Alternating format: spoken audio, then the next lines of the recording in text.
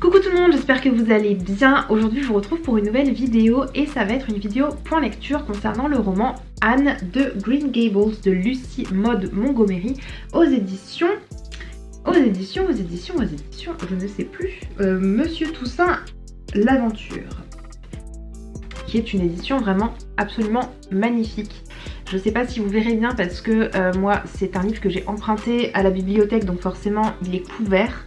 Mais la couverture est brillante, il y a des sortes de petits piquants de brillant dedans et le début comme ça est pareil. Là vous voyez c'est un petit peu gold, un petit peu doré et ça a été un plaisir de lire. J'ai trouvé que le format, que la taille des caractères, que les pages se tournaient extrêmement vite. Bref, voilà, vraiment superbe édition, mais je pense que vous avez déjà vu tourner ce livre et que vous connaissez déjà un petit peu de quoi il retourne.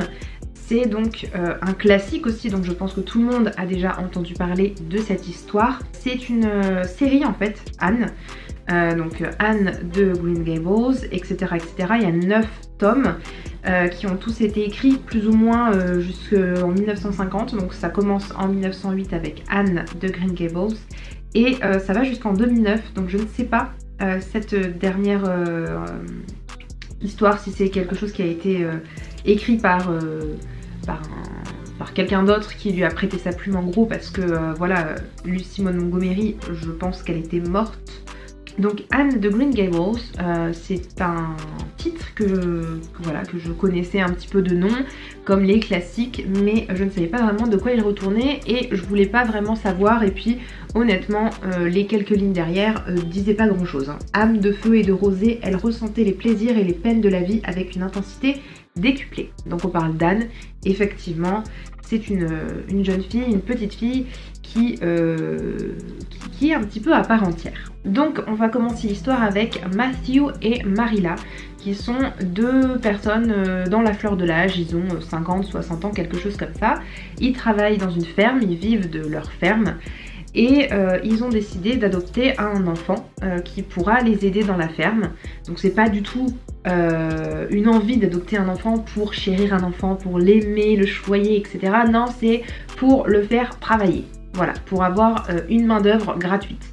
Donc ils décident de demander à quelqu'un d'aller leur chercher un orphelin et de le faire descendre, entre guillemets, de le faire venir en fait, et eux ils iront le chercher à la gare. Ils demandent du coup un garçon qui soit vaillant, qui soit fort, qui soit costaud, bref, pour faire du travail. Et en fait, Matthew, en se rendant à la gare, se rend compte que ce n'est pas un garçon qui l'attend, mais une fille, et cette fille du coup c'est notre Anne. Et dès le début en fait, on voit bien qu'Anne, ce n'est pas une jeune fille ordinaire, ou en tout cas c'est pas une petite fille qui batifole à droite à gauche et qui, comment dire, qui est un peu naïve, etc. C'est une petite fille qui a quand même déjà pas mal de choses derrière elle, qui est orpheline du coup, qui est passée par plein de familles différentes et qui n'a jamais vraiment trouvé sa place. Et donc Anne, lorsqu'elle arrive et qu'on lui dit, ben non écoute, à la base on était censé avoir un garçon et du coup on n'est pas sûr qu'on va te garder. Anne est dégoûtée parce qu'elle pensait vraiment que voilà, sa nouvelle vie allait commencer, qu'elle allait vivre parmi ce monde magnifique. Quand elle découvre Green Gables, elle voit des contrées magnifiques, un lac, le petit bois en bas, le ruisseau, etc. Enfin bref, elle s'émerveille de la nature et quand elle s'entend dire que potentiellement elle ne va pas rester et qu'on va la renvoyer à l'orphelinat, ben c'est un peu la douche froide. Heureusement ça va pas se passer comme ça et en fait on va la garder, hein, vous en doutez bien. C'est une petite fille qui est extrêmement émotive, on va dire, par rapport à ce qui l'entoure, par rapport à la beauté du monde comme je disais.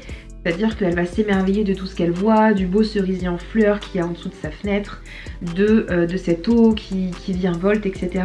Donc on a extrêmement beaucoup de descriptions de cette lande, de cette beauté. Ça fait une ode un peu comment dire, au paysage, à la campagne, qui est plutôt assez sympa. Après, j'avoue que moi je suis pas trop description, donc il y a certains moments où j'en avais un petit peu marre. Mais pour les gens qui aiment lire des romans où on est vraiment plongé dans le décor, où on a des belles phrases, où c'est assez poétique et où on s'attarde beaucoup sur l'ambiance finalement. C'est vraiment un livre qui peut vous plaire. Même si c'est un livre qui date des années 1900, j'ai pas ressenti forcément de difficulté à la lecture. Je trouve pas qu'il soit excessivement compliqué à lire ou à comprendre. Donc si c'est quelque chose qui vous fait peur d'avance, c'était un petit peu ma peur à la base. Donc Anne s'émerveille beaucoup avec ce qu'elle voit, elle s'émerveille aussi de rencontrer de nouvelles personnes, elle adore parler, c'est vraiment une grande bavarde, genre la moitié du livre je pense que c'est elle qui parle. Donc en fait on sait tout ce qu'elle pense, on sait tout ce qu'elle a dans la tête. Elle vit vraiment les choses à 100% et c'est une petite fille qu'on ne peut qu'aimer, même si elle peut être des fois un petit peu lourde et qu'elle peut des fois faire des bêtises.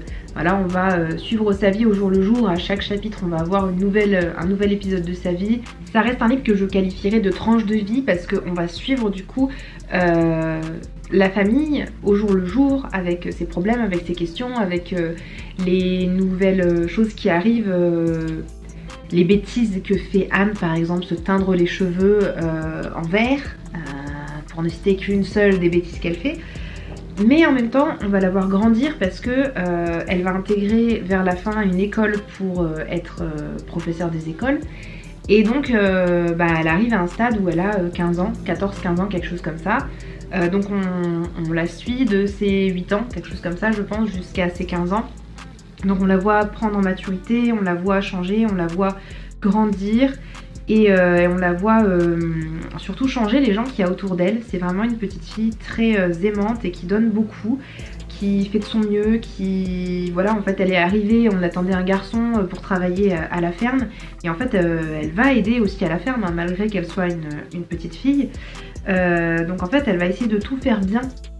C'est une bonne élève, c'est quelqu'un qui est très intelligente et voilà, vraiment un livre que j'ai beaucoup aimé, une héroïne que j'ai beaucoup aimé. Ça n'a pas été un coup de cœur parce que je trouve que c'était un peu trop lent. Lent c'est pas forcément le terme, mais je trouvais qu'il se passait pas énormément de choses. Je lirai peut-être le tome 2. Pour que l'autrice écrive autant de romans, c'est qu'il doit avoir des choses à raconter. Et il y a une petite histoire d'amour entre guillemets, en tout cas une rivalité qui pointe un peu le bout de son nez et en fait avec un garçon. En fait elle se rend pas compte que ce garçon il en pince vraiment pour elle. Je pense que peut-être par la suite dans le deuxième tome on se concentrera sur leur histoire d'amour plutôt, je ne sais pas.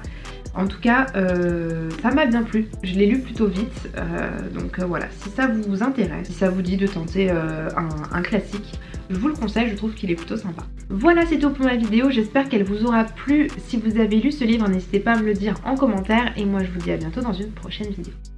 Ciao, ciao!